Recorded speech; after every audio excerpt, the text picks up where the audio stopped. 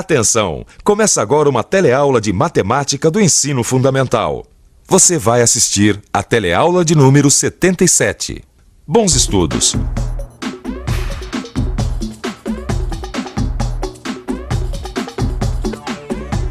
Hoje a gente vai rever as representações gráficas, onde você vai poder, mais uma vez, revisar como se constroem e interpretam gráficos. Na teleaula de hoje, você vai rever como são os gráficos de segmentos, os gráficos de barras, os gráficos circulares e, por fim, vai rever como o gráfico cartesiano pode representar as equações e resolver um sistema do primeiro grau.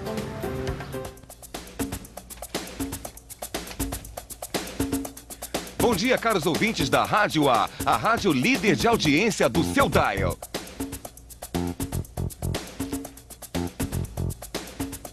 Notícias do jornal. Olha, essa aqui é quentinha, hein? Cai a arrecadação do imposto no estado de São Paulo. O caso é muito grave e, pelo que eu estou vendo aqui, a situação vai piorar ainda mais. Se a queda da arrecadação de imposto vai mesmo piorar a situação, isso eu não posso garantir. Agora, uma coisa dá para afirmar sem pensar. Você já reparou que o nosso dia a dia está repleto de gráficos? Em relatórios de empresas, em análises econômicas, em estudos do governo. Enfim, é só você prestar atenção que vai ver como os gráficos cercam o nosso dia a dia. Esse gráfico aqui, por exemplo, é um gráfico de segmentos. Em geral, ele é feito num papel quadriculado com dois eixos, um horizontal e outro vertical. Esse gráfico específico representa a evolução da arrecadação de impostos do estado de São Paulo. Veja que na reta horizontal estão marcados os meses e na vertical os valores da arrecadação correspondente a cada mês. Veja quantas informações esse gráfico traz. No mês de fevereiro houve uma queda brusca da arrecadação, que se recuperou em março, superando inclusive o mês de janeiro. A arrecadação de março foi a mais alta do período. Daí para frente, a arrecadação começa a cair novamente, sem, no entanto, atingir os baixos índices de fevereiro. Você viu como ficou mais fácil a gente visualizar, entender melhor as informações? Pois é justamente essa a grande vantagem que a representação gráfica nos oferece. A gente tem a facilidade, através da visualização, de verificar os resultados que queremos.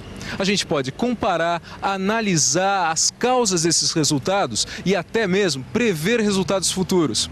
Agora, depois de tudo isso, me diga uma coisa: os gráficos ajudam ou não na nossa vida? É claro que sim, né? Claro que sim, prezados ouvintes. Olha só, os gráficos realmente facilitam nossa vida. Não só facilitam, como também nos dizem muitas coisas. Rádio A rádio líder de audiência do seu dial. Bom dia, quem fala? Oi, aqui é a Penélope, tudo bom? Oi, Penélope, deve ser a Penélope Charmosa, não é?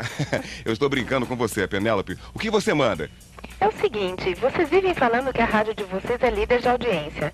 Mas outro dia eu estava ouvindo a Rádio B e eles também estão falando a mesma coisa. Olha, Penélope, falar qualquer pessoa pode, não é mesmo? Mesmo porque isso é garantido pela Constituição.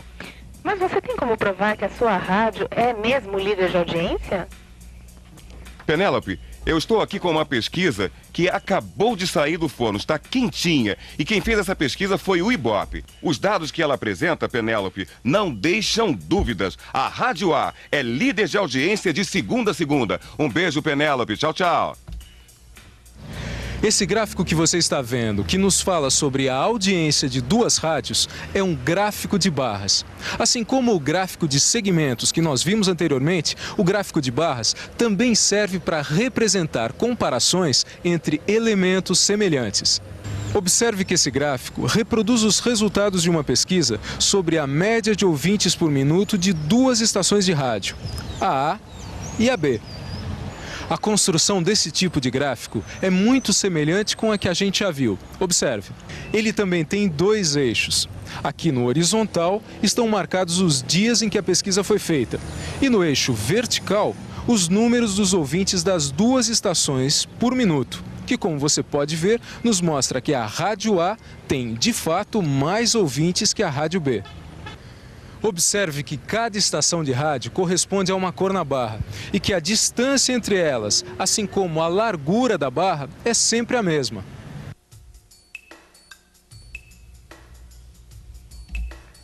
Em São Paulo, 9 horas e 30 minutos. É hora de notícia. Essa deu no jornal, hein? Nos últimos 30 anos, os ricos foram ficando mais ricos e os pobres mais pobres. Isso é o que diz a pesquisa elaborada a partir de dados levantados pelo IBGE. Segundo a pesquisa, em 1960, os 10% mais ricos usufruíam de 39,6% da renda nacional. E os 60% da população mais pobre ficavam com 37% dessa renda. Já em 1990, os 10% mais ricos abocanhavam 51,5% da renda nacional, enquanto os 60% mais pobres ficaram com apenas 32,3% da renda. Mas a pesquisa não para por aí. Ela fez o levantamento década a década, de 60 até 90, da distribuição de renda no Brasil. Veja que os gráficos nos mostram que os 10% mais ricos foram ficando ainda mais ricos a cada década. Em 60, eles tinham 39,6% da renda. Já em 70, 46,7%. 10 anos depois, em 80, eles já usufruíam de 50,9% da renda. E em 90, ficaram com 51,5% da renda nacional. Já com os 60% mais pobres, ocorreu o movimento inverso. Veja como eles foram ficando ainda mais pobres no mesmo período.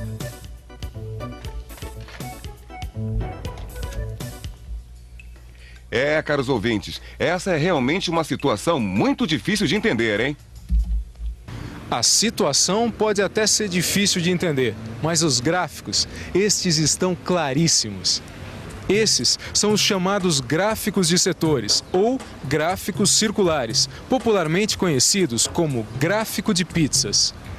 Esse tipo de gráfico é utilizado quando queremos representar as relações das partes de um todo entre si e das partes com o todo. Ou seja, nesse caso específico, ele nos mostra a relação das classes sociais com a renda nacional por 4 décadas. O círculo representa o todo, que seria a renda nacional.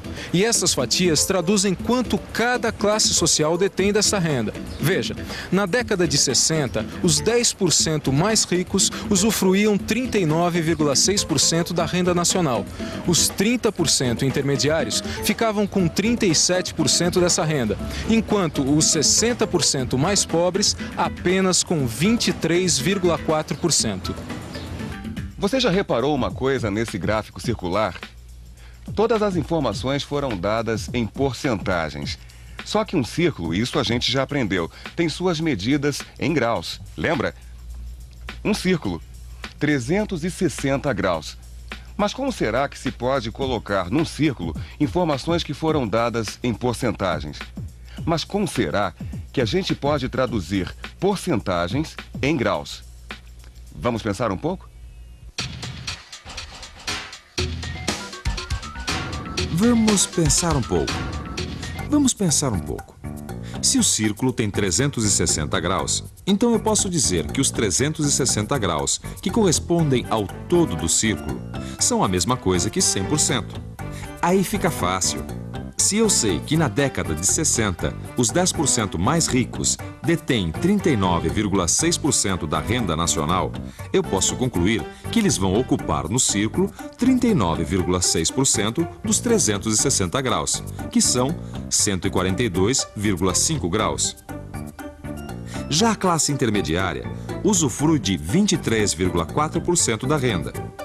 E 23,4% de 360 graus são 84,2 graus. Que é o mesmo raciocínio que eu uso para representar no círculo a fatia da renda nacional que cabe aos mais pobres. Ou seja, 37% de 360 graus dá 133,2 graus. Como você está percebendo, os gráficos são muito úteis para resolver e interpretar problemas.